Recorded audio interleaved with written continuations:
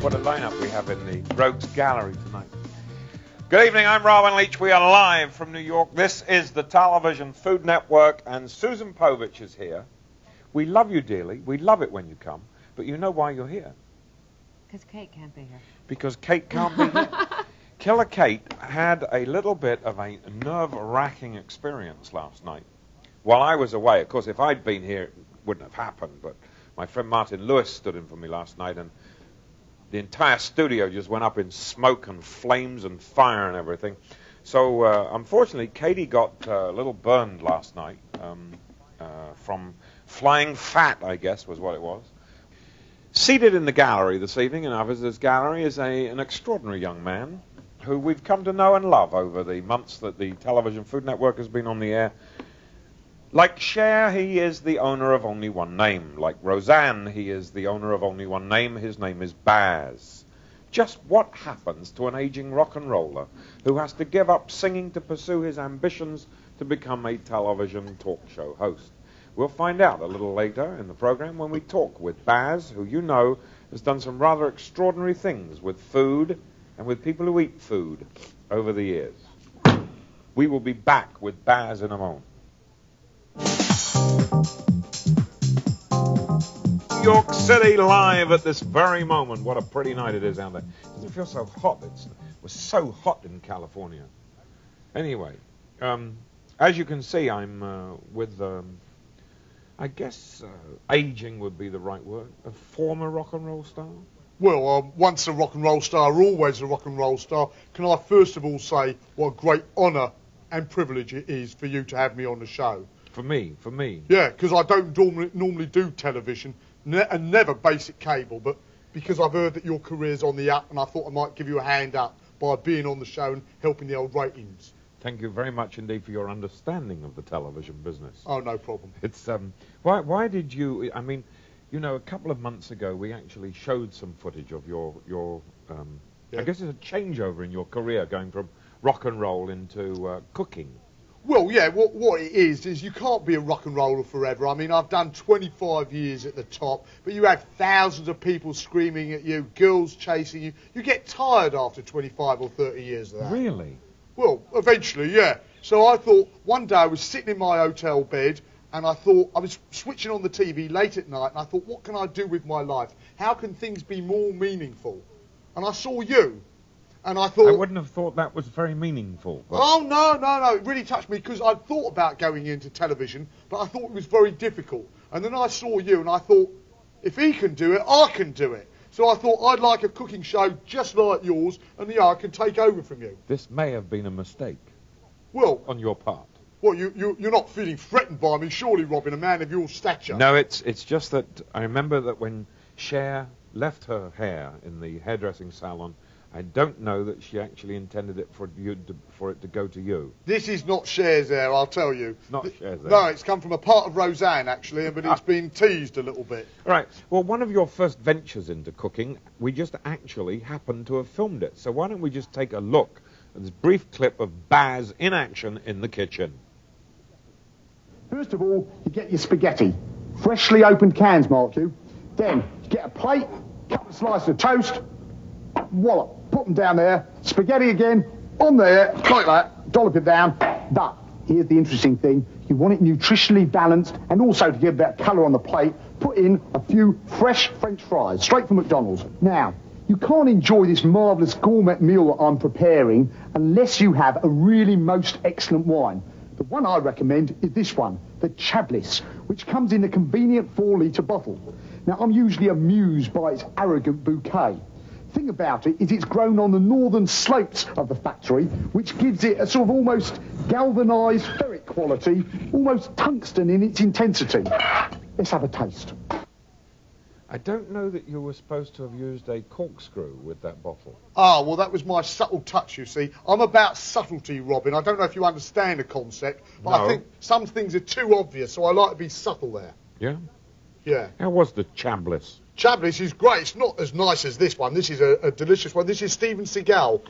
He's the bloke that has a ponytail, isn't he? Yes. Are you questioning his ability to blow up mountains? No. No, I've seen he's with Kelly LeBrock. He can blow up anything, I should imagine. That's true. Now, how does, I mean, rock and rollers don't normally eat good food, do they, when they're Oh, on the yes, road? we've had a bad press. But you see, I had, you know, for breakfast, I eat very healthy. I eat pizza every morning for breakfast.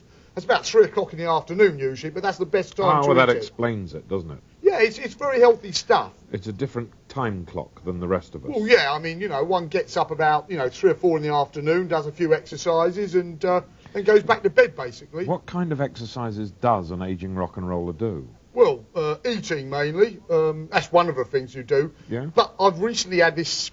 Well, this is the reason I wanted to be on the show. Actually, I've had a spiritual moment, and I was going to share this. I didn't know who to share it with. I was thinking of Sally Jesse Raphael. No. No. Please, I want you to share it with Well, us. I wouldn't. No, the thing about Sally though is she's not as stupid as she looks, really. But I want to share it with you. Has anybody said that to you? No. No? No. They think Good. I'm just as stupid as I look. That's the nice thing about me. As Forrest Gump once said, stupid is as stupid does. Yeah. Which band's Forrest Gump? It's a new group. I think it's Tom Hanks and company. Oh, I'll check them out. They're probably on one of the labels. Now, here's the thing. I got this spiritual moment. Some people get Jesus. I got Moses. I've converted to Judaism. You have? I have, on account of the fact I was inspired by my spiritual hero. Was it the tablets that he hurled down the mountain? No, it's not that. No, I'll tell you who my hero is. Sammy Davis Jr.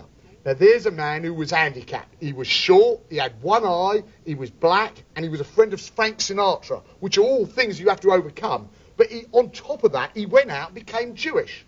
So I thought, if he can do it, I can do it. So I've become Jewish, which has some problems with it, but that's what I've done. Well, is this going to help your career, advance your career? Well, it's caused, here's a big problem.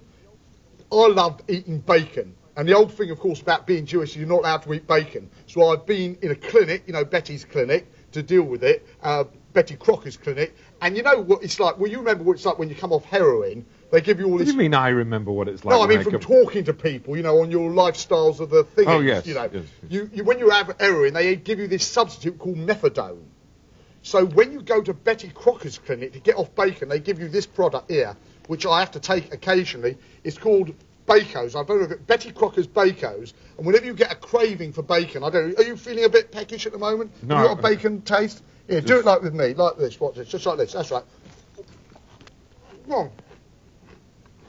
Well, no. It's just like the real thing. Very over. Let me just carry on talking, but while I don't want anything to go in your red wine. Oh, I'm sorry about it. It's just like quite bacon, all right, and I now feel I can cope with things. Just like a fix. Yeah, I mean, I'm now more relaxed and And calm. is this kosher? No, it's totally kosher. All the ingredients in here have been passed by a rabbi. That's good. Passed by a rabbi or approved by a rabbi? My eyesight's gone ever since I gave up the drugs, actually. I can't read very clearly. Well, Yeah, I better swill it down with some of this. No, you don't swill Bacos with a fine red wine. You. Oh, I didn't know what... Well, I didn't have the education that you had, Robin. I'm not as cultured. Obviously. Anyway, Baz, will you come back and visit us some more as you progress? I will, and I want you to know that you've inspired me so much, because I want to be like you, that I have come up with a catchphrase which I think, for the younger crowd, because I'm a bit on the younger side, so here's my catchphrase. Are you saying that I'm on the older side? No, you're only about 10 or 15 years older than me, Robin. That's all? That's nothing in this day and age. So here's my new catchphrase. I think it's going to really catch on. Colt 45 wishes and lumpfish dreams. What do you think?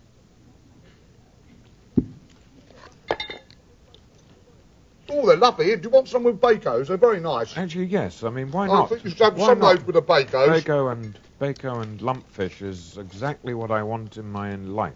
You see, I thought you could understand a bit of culture. Now, do I mix this in No, with the red wine? no, Oh, this please. is lovely. Oh, Right. it's somewhere along life's incredible roads and journeys we will find sanity as we travel the world together.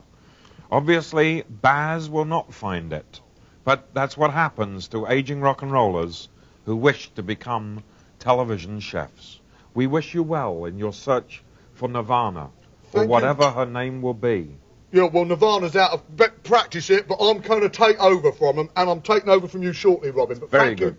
Thank you for having me on the and show. Just remember that chefs wear white. I do. We'll be right back in just a moment with Fiona Hutchison and her fiancé John Viscardi. And her brother Pip. I've got you going now, haven't I? You've got me all... I'm all confused. Here, have some lumpfish. It's Thank you very stuff. much.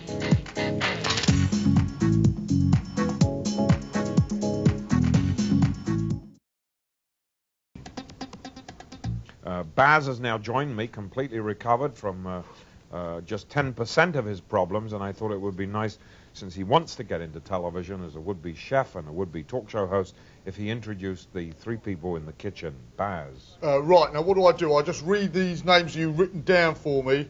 Hold on. Now, you do it with a certain je ne sais quoi, a certain flair, a certain larger-than-life... I think I've got it right. So something with class. Correct.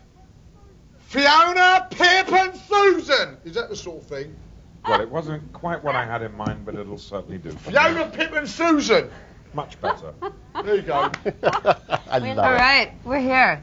Now, Pip, this is a Jamaican dish, correct? Or West Indian dish? West Indian comes sort of the hot belt. The whole idea here is not to steam it, not to sear it. Sort of like an organic braising technique, huh? Good God. Wonderful way of putting it, isn't it? I like that, Baz. Didn't you? The organic bruising? It's organic bruising. I've done a bit of that myself. I thought that would appeal to you out there in Rockland. What's nice about this show is you do the Letterman show or the Leno show, they never feed you. No, But no. here we've got all this lovely nosh to come. It's which is food in the for those that nosh is food, everybody. Right. If you would like the escabeche fish, would you like to say escabeche for me? Escabeche. Quite enough. Write us Escabeche. at Talking Food, Post Office Box 5458, New York, New York 10185. We will be back in just a moment with Baz in the kitchen with the intelligent folks. Can we go and eat now? In just a minute. The show isn't quite over. Okay. There it is, the escabeche fish, which I think I pronounced very well, actually, considering my mouth is filled with Motrin and Steven Seagal's red wine and Bacon bits. Baco bits and 5.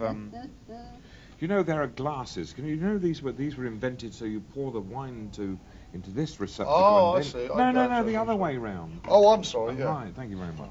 Anyway, what a lot of fun we've had. Are we going to taste this, or are we going to... You're spilling it. That's Oh, really sorry about that. really Oh, good yeah, now. you've got this- no, Oh, it's thank your, you. it's your Red wine flavour. sauce. It's Red your wine red sauce. wine This is the sauce. largest gathering that That's we've good. had in the Television Food Network kitchens here on Talking Food. Baz, what can I say to you except...